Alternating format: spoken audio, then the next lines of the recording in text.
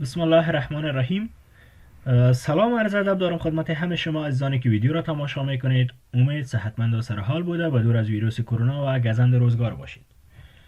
دوستان عزیز، در این جلسه که قسمت دوم از آموزش ویندوز 10 را تشکیل میدهد، قصد داریم قسمت پرسونالایز که در این قسمت قرار داره و همچنان قسمت تسکبار ستینگ مورد بحث قرار بدهیم. امیدوار هستم که ویدیو را تا آخر تماشا نموده لایک، شیر و سابسکرایب نمودن چینل فورسیس کلیجان فراموشتان نشود. در نخست ما میتونیم که به طریقه های مختلف پرسونالایز باز کنیم، اما اینجا ما به دو روش باز میکنیم. اولا بر روی دسکتاپ رایت کلیک میکنیم، به این شکل یک منیو باز میشه و در این قسمت پرسونالایز قرار داره. در قسمت آخری با کلیک نمودن بالای پرسونالایز محیط پرسونالایز باز میشه و ما میتونیم تغییرات دلخواه خود ایجاد کنیم. و همچنان در قسمت استارت بتن زمانی که کلیک میکنیم استارت منیو باز میشه و در این قسمت ستینگ قرار داره. زمانی که بالای بتن ستینگ کلیک میکنیم ستینگ محیط ستینگ باز میشه و در این قسمت پرسونالایزیشن قرار داره. با کلیک نمودن بالای پرسونالایزیشن محیط پرسونالایزیشن باز میشه و ما میتونیم تغییرات دلخواه خود ایجاد کنیم. خب پرسونالایزیشن چیست یا پرسونالایز چیست؟ در این قسمت تمام تنظیمات مرتبط به صفحه نمایش یا دسکتاپ، استارت منیو، تسکبار و غیره تنظیماتی که مربوط به صفحات نمایش میگردد قرار دارد. و زمانی که پرسونالایز ما باز میکنیم به شکل اتومات یا دیفالت در قسمت بک‌گراند قرار داریم و بک‌گراند هم دارای سه حالت می باشه. یک حالت پیکچر و دوم سلاید کالر و همچنان سلاید شو که به شکل دیفالت یا پیشفرض بک‌گراند به حالت پیکچر قرار می داشته باشه، یعنی تصاویر. فعلا تصویری که بروی صفحه دسکتاپ کامپیوتر ما قرار داره یکی از تصاویر خود ما می باشه و حال ما می خواهیم که تغییر بدیم این تصویره که ما میتونم از قسمت پرسونالایز بیایم و از اینجا یک تصویر دیگر ما انتخاب کنم. به شکل این تصویر انتخاب میکنم، تصاویری که قبلا ما بروی صفحه دسکتاپ خود داشتیم. و حالا ما میخواهیم که نه خیر این تصاویر دلخواه ما نیسته، ما میخواهیم که از یک درایو کامپیوتر خود یا از یک فولدر ما یک تصویر براوز کنم. پس در قسمت براوز میایم بالای بتن براوز کلیک میکنیم. زمانی که بالای بتن براوز کلیک میکنیم به این شکل یک صفحه باز میشه. ما میتونیم از اینجا از درایوهای خود، درایو کامپیوتر خود و همچنان از روی دسکتاپ کامپیوتر خود هر جا که فولدر باشه موقع فولدر انتخاب نموده و ما عکس انتخاب میکنیم که فعلا اینجا ما فولدر انتخاب کردم و از اینجا ما یک تصویر انتخاب میکنم. ما کدام تصویر از اینجا انتخاب میکنم؟ فعلا این تصویر انتخاب میکنم. این تصویر انتخاب میکنم برای صفحه کامپیوتر خود یا برای صفحه دسکتاپ خود به شکل.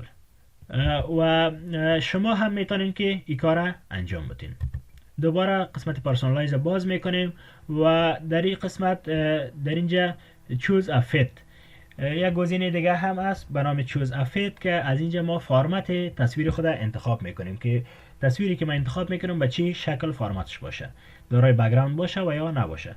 پس قسمت فیت که انتخاب کنیم عکس ما را فیت میسازه، یعنی به اندازه سایز اصلی خود عکس نشان میده. زمانی که فیت انتخاب میکنیم فعلا فیت انتخاب شد ولی این تصویری که بر صفحه کامپیوتر ما قرار داره سایز اصلیش همینقدر است.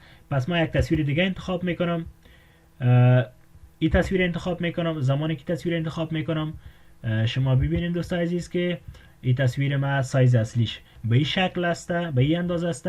پس در این قسمت ها بک‌گراند تشکیل شد و حالا ما میتونیم که رنگ بک‌گراند هم از این قسمت تغییر بدم.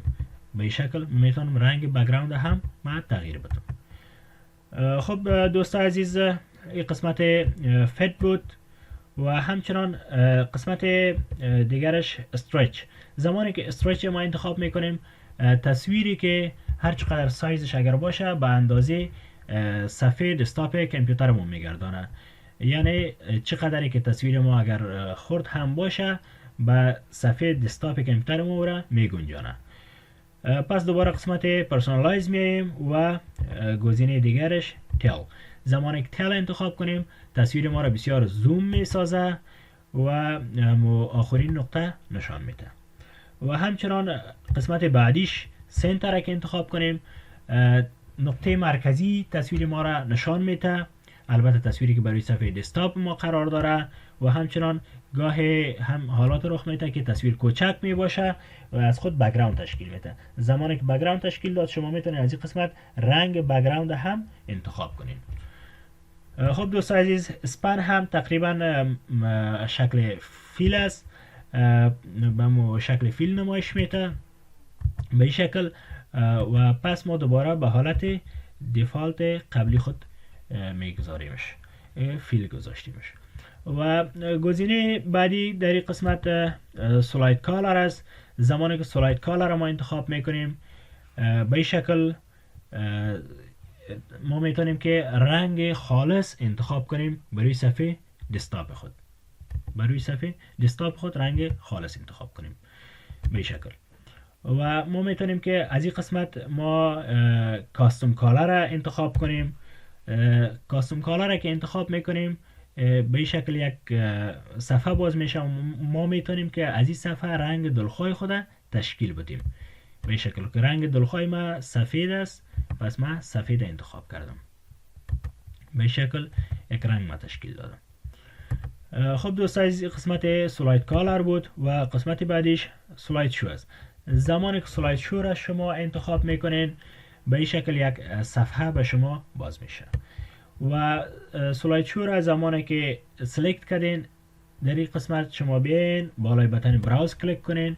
بتن براوز که شما انتخاب کردین از این قسمت یک فولدر از عکس هایی که قرار داره در فولدر انتخاب میکنین و در این قسمت choose this folder را سلیکت میکنین. زمانی که choose this folder را سلیکت کردین اینمی فولدر تمام عکس های فولدر برای صفحه دسکتاپ شما نمایش داده میشه. شما اگر متوجه شده باشین در قسمت که پیکچر بود در اون قسمت اینجا choose this picture شما انتخاب میکنین، اما در اینجا choose this folder انتخاب میکنین. زمانی که choose this folder را انتخاب میکنیم تمام عکس هایی که در فولدر موجود بود در این قسمت قرار میگیره.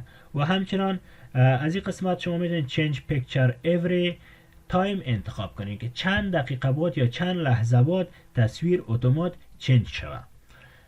که از این قسمت ما میخواهیم که 1 دقیقه بانم زمانشه و شما همچنان میتونین که 10 دقیقه، نیم ساعت، 1 ساعت، 6 ساعت، حتی 1 روز هم بگذارین که بعد از 1 روز میتونه که تصویر چنج شود یا 24 ساعت. خب ما فعلا 1 دقیقه گذاشتیم و بعد از 1 دقیقه تصویر به شکل اتومات چنج میشه که به این شکل زمانی که شما از این قسمت اگر بخواین next desktop background هم بگین تصویر چنج میشه.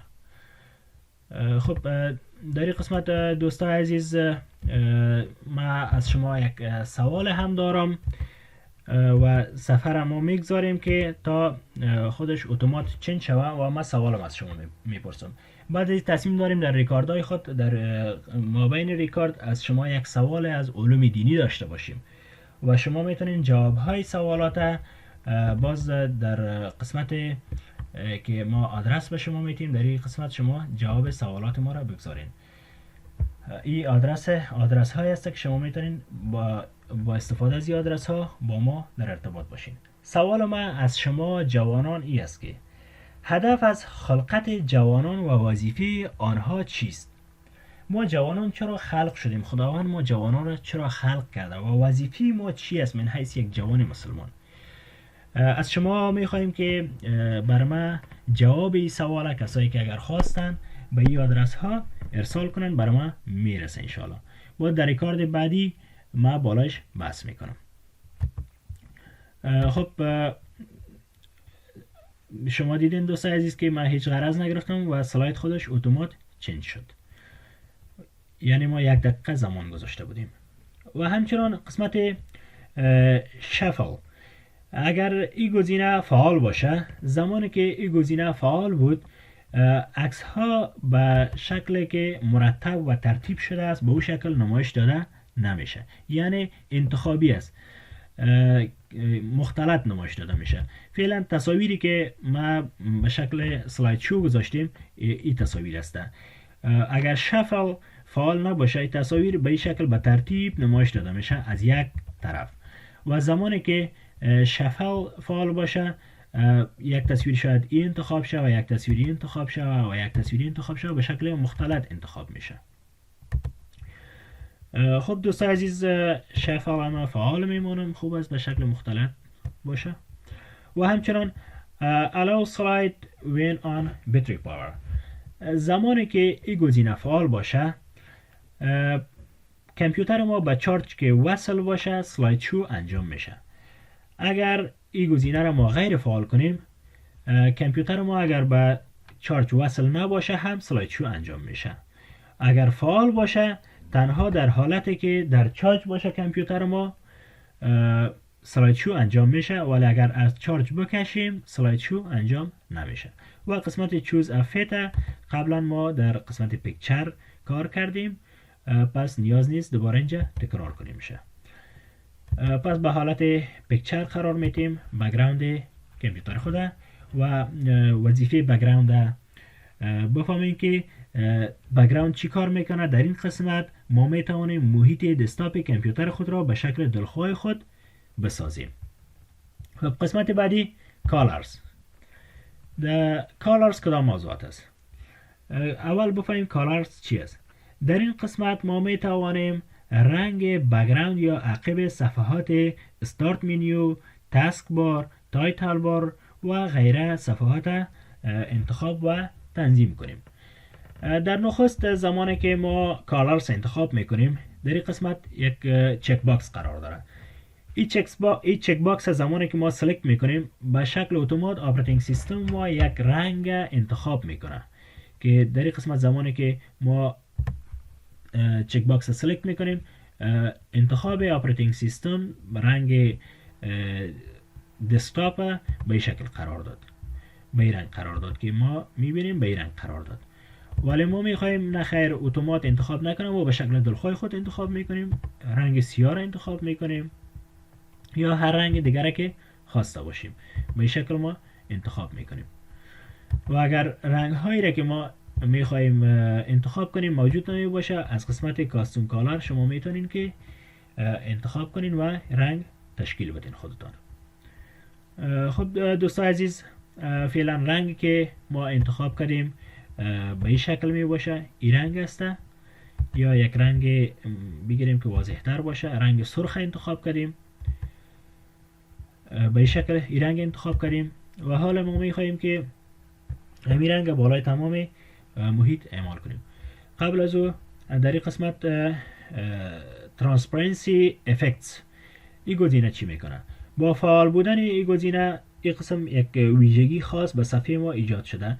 قسمت کرسر ما است، اگر شما متوجه شوین خب دقت کنین میبینین که به شکل فوکس امی لایه نمایش داده میشه و همچنان قسمت تاسک بار هم به شکل فوکس نمایش داده میشه. یک ویژگی خاصی است که در ویندوز های 10 است که عقب صفحه بسیار به شکل خیره فوکس دار نمایش داده میشه چون این گزینه فعال است. اگر این گزینه را ما غیر فعال کنیم همین محیط این ویژگی را از دست میده و فعلا به شکل ساده نمایش داده میشه. پس این ما فعال میمونیم. پس دوباره به حالت قبلی برگشت. و اگر ما بخوایم که اینمی رنگ را که انتخاب کردیم، رنگ سرخی را که انتخاب کردیم و استارت منیوی ما این را ما میخوایم که تنها در استارت منیو در تاسک بار و دیگه قسمت ها هم ای اعمال شوه یا انجام شوه. پس این قسمت چک باکس ما چک میکنیم. زمانی که ای را چک میکنیم قسمت تاسک بار همچنان رنگ استارت منیو را به خود گرفت به این شکل و عقب بک‌گراندی هم همین رنگ گرفت. و حالا ما میخوایم که نه خیر تاسک بار نباشه یا باشه و همچنان تایتل بار همچنان همین رنگ داشته باشه. فعلا شما ببینین در این قسمت تایتل صفحات ما هیچ رنگی را به خود نداره و حالا ما میخوایم که داشته باشه یک رنگ. پس این قسمت تایتل بارز ان ویندو بار هم ما چک میکنیم. زمانی که این قسمت چک باکس هم چک کردیم حالا شما ببینین که این قسمت تایتل بار هم با خود یک رنگ خاص پیدا کرد. پس دوباره انچک میکنیم. و این هم انچک میکنیم. خب دوستان عزیز، قسمت بعدیش choose your default app mode. فعلا صفحه که ما قرار داریم به شکل لایت یا روشن است و حالا ما میخوایم این صفحه تاریک باشه یا سیاه باشه، پس دارک انتخاب میکنیم. زمانی که دارک انتخاب میکنیم تمام صفحاتی که ما باز میکنیم بعد از این سیاه نمایش داده میشه و حال شما ببینین من هر جا که صفحه باز میکنم سیاه نمایش داده میشه یا دارک نمایش داده میشه و پس دوباره میخوایم که به حالت قبلی باشه یعنی لایت باشه. پس در این قسمت میایم و لایت انتخاب میکنیم. زمانی که لایت انتخاب میکنیم دوباره صفحه روشن میشه. دوست عزیز این قسمت کالرز بود و همچنان گزینه بعدی یا قسمت بعدی لاک اسکرین. لاک اسکرین کدام موضوعات است؟ زمانی که لاک اسکرین را کلیک میکنیم این قسم یک صفحه باز میشه به این شکل. قبل از اینکه لاک اسکرین کار کنیم ما باید بفهمیم لاک اسکرین چیست. در این قسمت ما میتوانیم تصاویر محیط صفحه قفل کامپیوتر خود را انتخاب کنیم و کدام تنظیماتی که در قفل صفحه قفل، البته تنها در قفل نه، در صفحه‌ای که کامپیوتر ما زمانی که لاگ اوت باشه نمایش داده میشه، کدام صفحه‌ای که نمایش داده میشه در اون قسمت ما میتونیم از اینجا تصویر انتخاب کنیم که در اینجا هم سه حالت وجود داره. یک حالت به شکل دیفالت از خود ویندوز می باشه. زمانی که انتخاب میکنیم نخستین تصویری است که ما ویندوز که انستال میکنیم این تصویر قرار می داشته باشه. و همچنان پیکچر زمانی که انتخاب میکنیم ما میتونیم که یک پیکچر انتخاب کنیم و از قسمت براوز ما میتونیم که تصویر انتخاب کنیم در اینجا. و همچنان با انتخاب سلاید شو ما میتونیم که سلاید شو را انتخاب کنیم و در این قسمت قرار بدیم که قبلا سلاید شو این موضوعات کار کردیم، نمیخوایم تکرار کنیمش.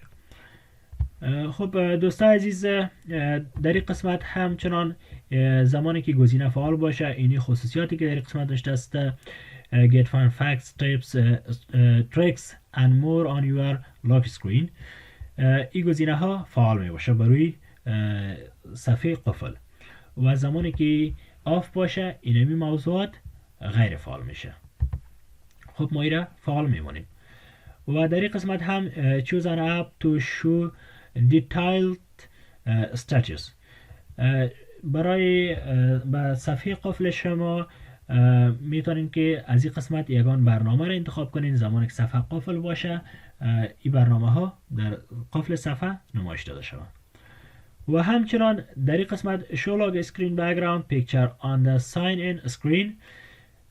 این قسمت زمانی که غیر فعال باشه یعنی در صفحه دسکتاپ شما در زمانی که شما میخواین قفل کامپیوترتان باز کنین تصویر هایت میشه. این تصویری که میباشه تصویر هایت میشه و زمانی که این گزینه فعال باشه اگر شما قفل کامپیوترتان بخواین باز کنین در عقب قفل کامپیوتر تصویر نمایش داده میشه که فعلا ما کار میکنم.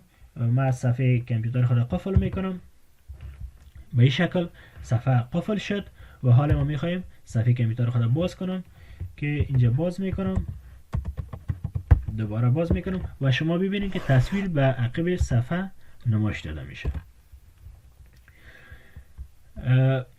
خب دوستان عزیز، شاید این قسمت در ریکارد هم درست نمایش داده نشه چون قبول نمیکنه ریکارد. و همچنان قسمت بعدی اسکرین تایم اوت سیتینگ، این بخش میمونیم در قسمت دیسپلی سیتینگ میخوانیم. این قسمت در دیسپلی سیتینگ میخوانیم که انشالله در جلسه آینده است یا جلسه بعدی ما. و قسمت بعدی در لاک اسکرین، قسمت بعدیش اسکرین سیور سیتینگ. اسکرین سیور سیتینگ زمانی که باز میکنیم به شکل یک صفحه باز میشه. اسکرین سیور سیتینگ صفحه است که زمانی که ما مصروف میشیم نمیخوایم کامپیوتر ما لاگ اوت یا سلیپ شود. از اون لحاظ ما اسکرین سیور را فعال میکنیم تا کامپیوتر ما را مصروف نگاه کنه تا لاگ اوت یا قفل نشه. خب دوست عزیز، در اینجا گزینه آن ریزوم ما فعال میکنیم. در نخست زمانی که گزینه را فعال کردیم، از این قسمت ما تایم انتخاب میکنیم که چند دقیقه بعد از اینکه ما کامپیوتر استفاده نکردیم، چند دقیقه بعد صفحه به حالت سیور برگرده. از این قسمت انتخاب میکنیم که فعلا به شکل دیفالت 1 دقیقه قرار داره. و از این قسمت هم شما میتونین که یک فرمت انتخاب کنین برش که به چی شکل نمایش داده شود. به این شکل مثلا من این فعلا پریویوس میکنم. شما ببینین زمانی که شما کامپیوترتان به حالت خودش بانین و مصروف شوین، این قسم یک صفحه نمایش داده میشه و هر زمانی که شما بیاین صفحه کامپیوتر شما به می حالت می باشه و خاموش نمیشه. خب دوست عزیز، پس دوباره از این حالت خارج میشیم. این بود قسمت لاک اسکرین. و قسمت بعدی دیمز. در دیمز کدام موضوعات هسته؟ قبل از اینکه دیمز کار کنیم بالایش باید بفهمیم دیمز زمینه یا صفحات عقبی برنامه های خود را با استفاده از این صفحه تنظیم میکنیم. زمانی که دیمز انتخاب میکنیم به شکل یک صفحه نمایش داده میشه. در اینجا 3 دیمز به حالت دیفالت یا از قبل قرار می داشته باشه که ما از این استفاده کرده میتونیم. و هر کدام اینها رنگ های متفاوتی داره که در اینجا فعلا ما به این حالت قرار داره. کامپیوتر ما دیمزش به این حالت قرار داره، به این شکل قرار داره. و اگر شما میخواین به حالت های دیگه قرار داشته باشه به این شکل، فرض کنین به این شکل قرار بگیره. کاملا یک دیمز دخترانه را به خود گرفت.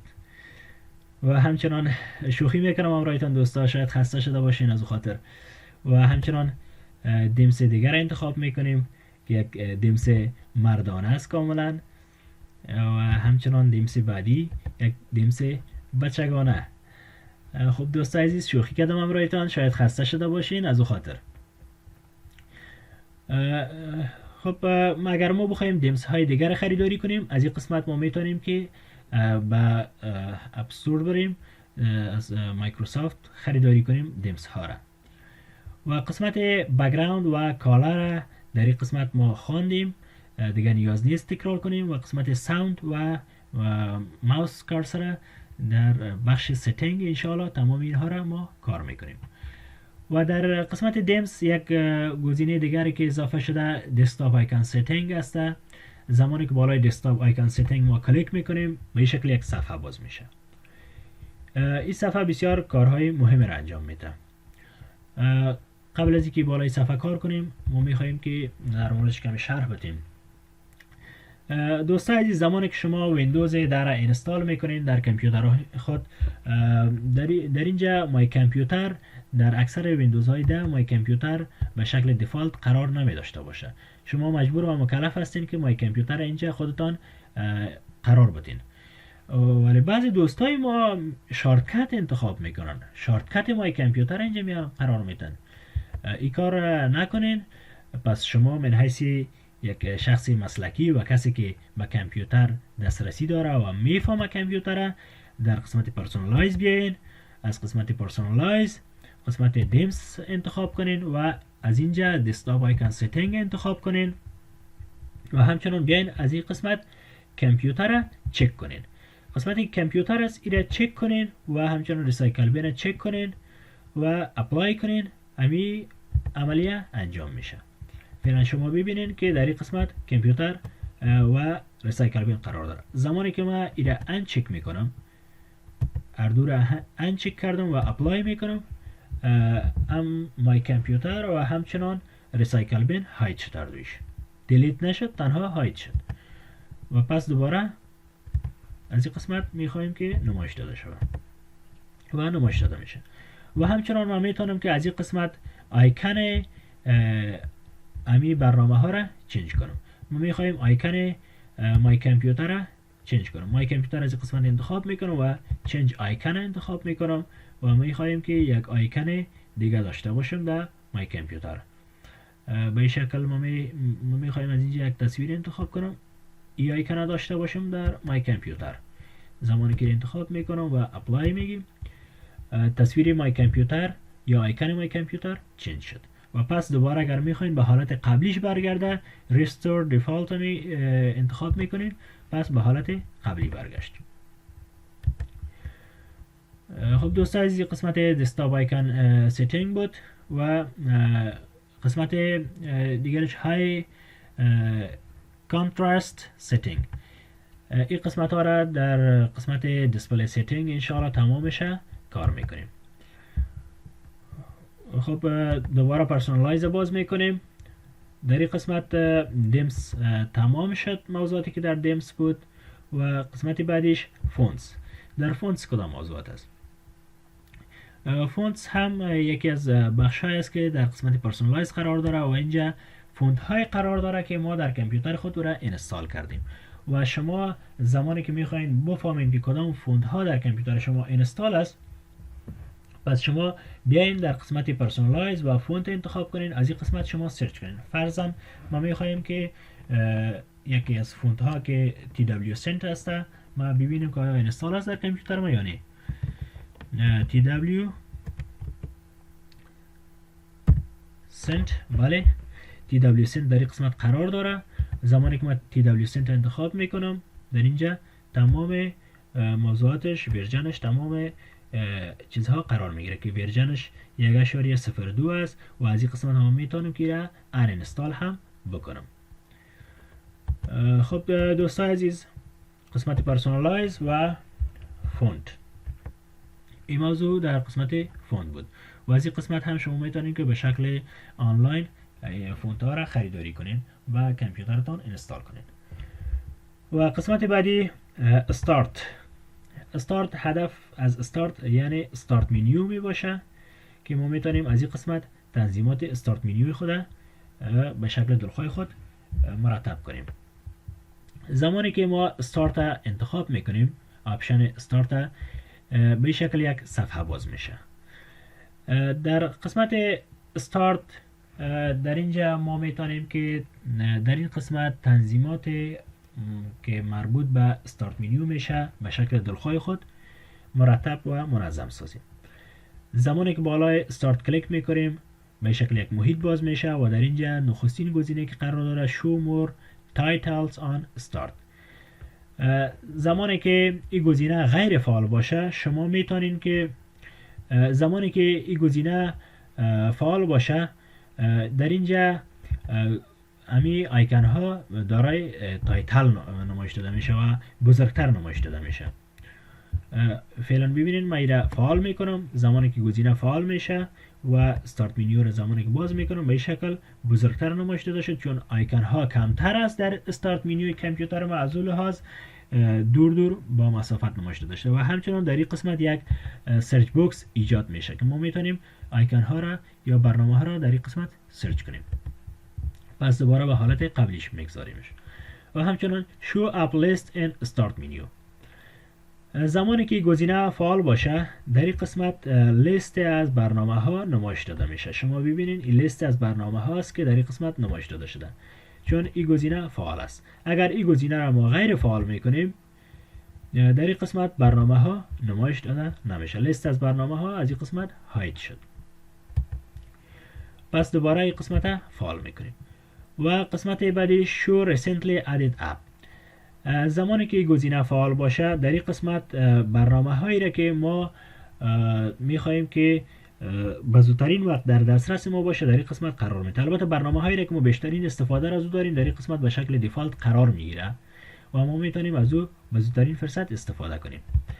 و زمانی که این گزینه را ما غیر فعال کنیم، همینجا امو آپشنی که بود او هم هاید میشه. فعلا ببینین که قرار نداره. پس دوباره این را فعال میسازیم. و همچنان show the most used apps. زمانی که این گزینه فعال باشه کدام برنامه هایی را که ما بیشترین استفاده را از او داریم در این قسمت قرار میگیره و اگر غیر فعال باشه امی کار انجام نمیشه. پس این را فعال میمونیم. show suggestion در این قسمت که هست برنامه های پیشنهادی یعنی کدام برنامه هایی را که ما بیشترین استفاده را از او داریم در صدر قرار میده و کدام برنامه هایی را که البته بیشترین استفاده را دارن استفاده کنندگان کامپیوتر او را هم خود ویندوز ما به شکل دیفالت در دسترس ما قرار میده اگر این گزینه فعال باشه. و همچنان گزینه بعدی Use Start Full Screen. این گزینه اگر فعال باشه استارت منیوی ما که فعلا به این شکل نمایش داده شده تمام صفحه نمایش در بر میگیره، تمام صفحه دسکتاپ میگیره. شما ببینید وقتی که من این گزینه را فعال میکنم و استارت منیو را باز میکنم به این شکل تمام محیط دسکتاپ کامپیوتر مرا صفحه استارت منیو گرفت. پس دوباره قسمت غیر فعال میکنم و به حالت قبلیش برگشت. و همچنان show recently opened item and jump list on start on the taskbar. زمانی که گزینه فعال باشه برنامه هایی را که ما باز میکنیم بیشترین استفاده را از او داریم یا در قسمت تاسکبار قرار میگیره، در قسمت تاسکبار قرار میگیره و یا هم در قسمت استارت منیو قرار میگیره تا ما از او با خوبترین و زودترین وقت استفاده کنیم. و همچنان گزینه بعدی choose which folders appear on start. زمانی که این گزینه را ما انتخاب میکنیم به این شکل یک صفحه باز میشه که شما میتونید از این قسمت هم با فعال نمودن این گزینه ها در قسمت استارت منیو این آپشن ها فعال شود. خب این بود قسمت استارت یا استارت منیو. قسمت بعدی تاسک بار. تاسک بار در قسمت پرسونالایز هم ما میتونیم که رایت کلیک کنیم برای صفحه دسکتاپ و در این قسمت پرسونالایز انتخاب کنیم و بیایم تاسک بار انتخاب کنیم. و همچنان ما میتونیم بالای خود لاین تاسک بار رایت کلیک کنیم و در این قسمت تاسک بار ستینگ انتخاب کنیم و مستقیم به ستینگ تاسک بار کامپیوتر خود وارد شویم که در این قسمت قرار داره. نخستین گزینه که در قسمت تاسک بار ستینگ قرار داره لاگ تاسک بار است. اما قبل از این باید بفهمیم تاسک بار چی میکنه. در گزینه تاسک بار ستینگ ما میتونیم که با استفاده از این گزینه یا در این قسمت تمام تنظیماتی که مرتبط به تاسک بار کامپیوتر ما هست به شکل دلخواه خود تنظیم کنیم. نخستین گزینه لاگ تاسک بار.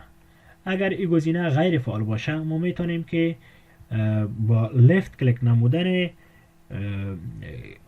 لفت کلیک میکنیم و تاسک بار کامپیوتر خود کش میکنیم. به هر طرفی کش کردیم به مو شکل در مو قسمت قرار میگیره که من فعلا این کار کردم و حال دوباره به سمت بالا کش میکنم به این شکل در این قسمت قرار میگیره و همچنان به این سمت قرار بدم به این شکل به این سمت قرار میگیره. پس دوباره به پایین قرار میدم و به این شکل ما میتونم که اگر دوباره این قسمت قفل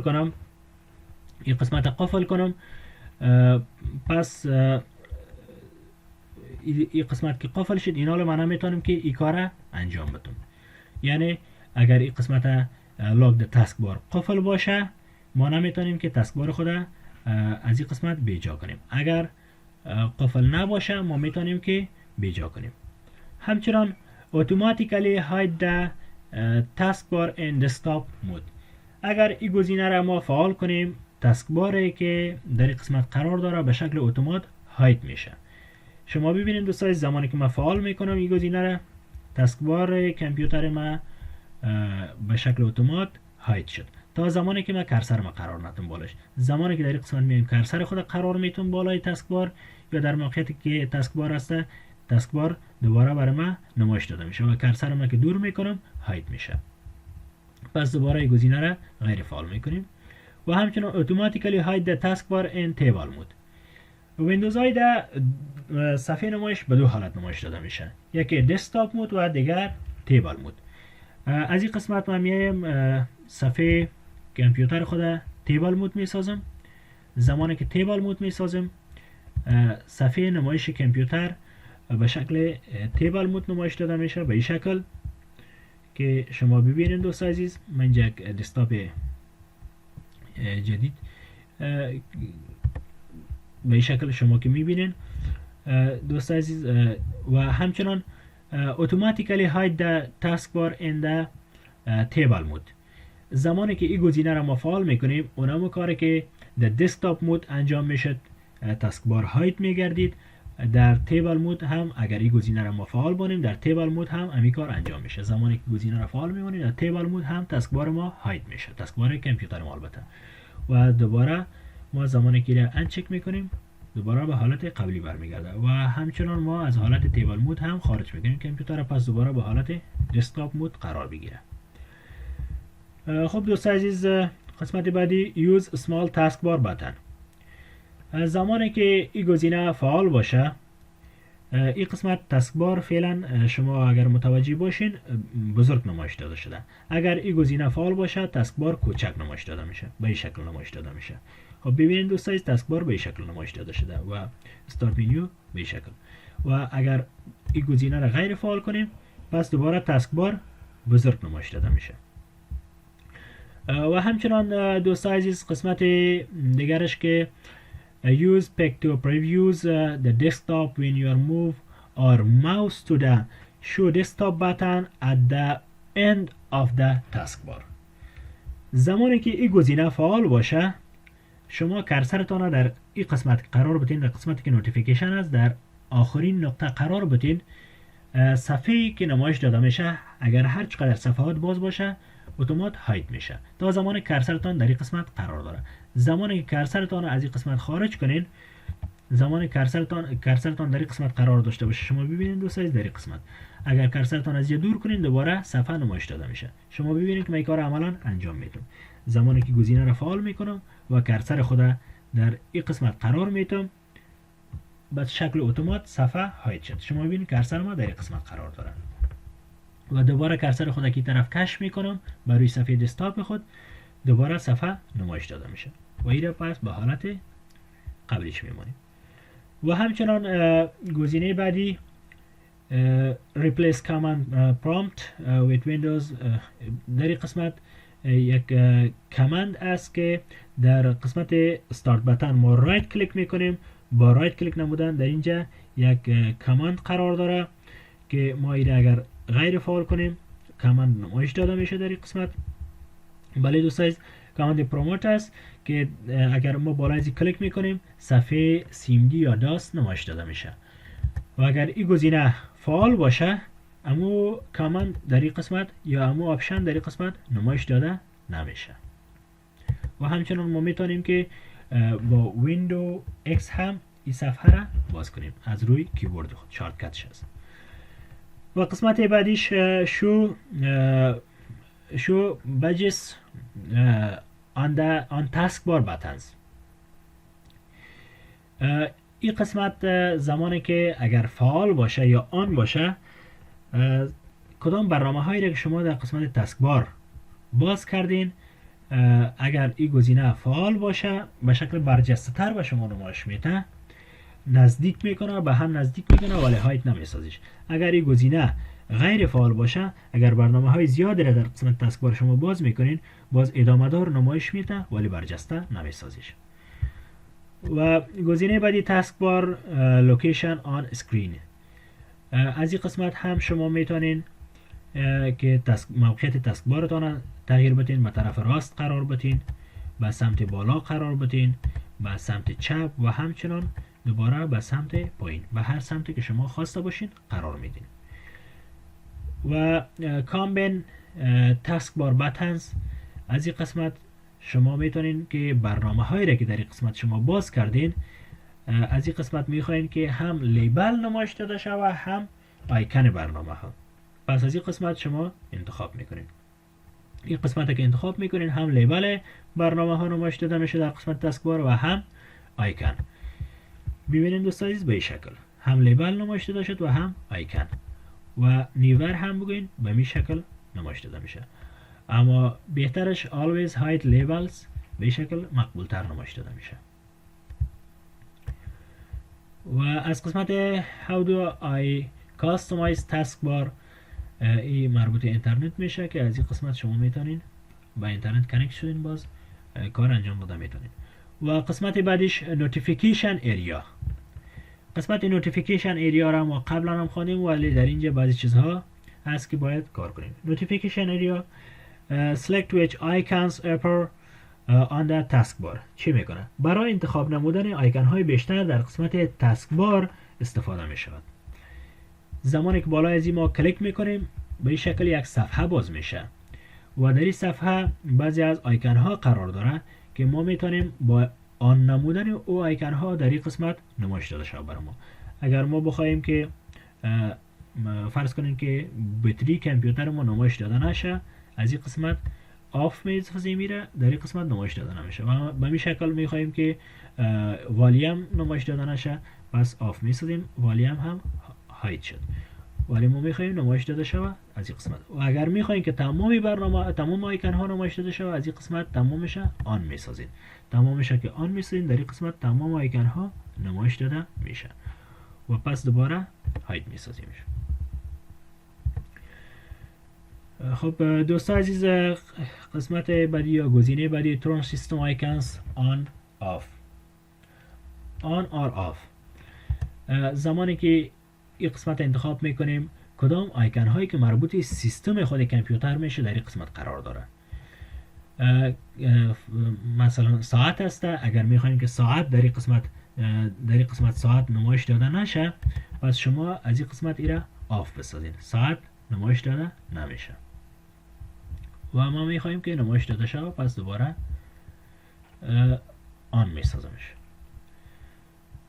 و همچنان قسمت مولتیپل دیسپلی این زمان فعال میشه که تمامی آیکن ها را ما در این قسمت ها فعال کنیم، بعدنی فعال میشه که این کار باز شما بکنید، ما نمیکنیم این کار. خب قسمت پیپال ایره ما قبلا در جلسه قبلی یا اول خوانده بودیم، ولی در اینجا چند گزینه که اضافه شده. قسمت پیپال وظایفش گفته بودیم در جلسه اول و همچنان در اینجا چند گزینه که اضافه شده در این قسمت هسته که تا چند محتویات برای ما نمایش داده بتانه یا چقدر کانتکت هایی که با ما در ارتباط است نمایش داده بتانه از این انتخاب میکنیم. و همچنان اگر ما میخواهیم که نوتیفیکیشن ها برای ما نمایش داده شده این قسمت آن میمونیم و اگر میخواهیم نمایش داده نشه پس آف میسازیم میشه. و به این شکل اگر بخوایم که نوتیفیکیشنی که در قسمت پیپال میایه اگر صدا داشته باشه اینا آن میمونیم این گزینه را، اگر صدا نداشته باشه پس آف میکنیم و به این شکل دیگرایش. خب دوستان عزیز، این بود قسمت پرسونالایز و همچنان قسمت تاسکبار سیتینگ. تشکر از تمام شما عزیزانی که ویدیو را تا آخر تماشا نمودین. امید از این قسمت آموزش ویندوز 10 چیزی آموخته باشید. چینل یوتیوب فورسیز کولجن را لایک، شیر و سابسکرایب کنید تا از ویدیوهای جدیدتر و بهتر ما مستفید شوید. تا جلسه بعدی به الله رحمان و رحیم میسپارمتان.